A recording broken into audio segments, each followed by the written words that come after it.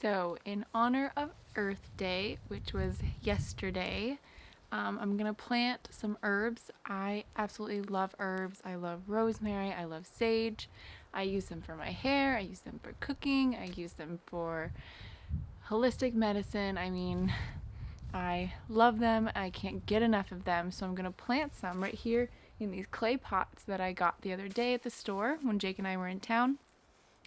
We just went into the forest and filled it with some of our own soil, which is just beautiful. It's black and just perfect, and these plants are going to love them. So I got some rosemary, got some sage, I got some lavender, and I also got some snapdragons. Because snapdragons are beautiful, they're fun to play with, and they're also edible. So they don't really have that much flavor, but they're kind of fun to put in your salad to kind of make it look pretty. I feel that Earth Day should be every single day. It shouldn't just be a day. You should always be doing something to help the planet, whether that is gardening, recycling, or picking up trash around your neighborhood, composting, turning off the lights and conserving energy and water. I mean, the list goes on and on. Every day should be Earth Day, in my opinion. But let's get to planting.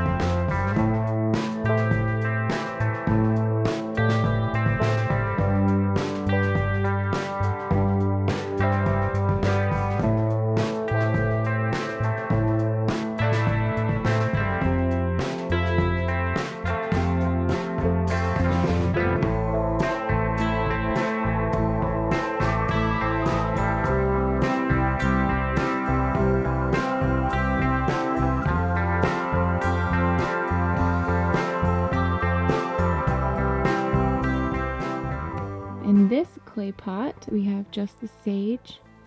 And then in this clay pot, we have one rosemary. I know it looks very small in this giant pot, but rosemary gets really big.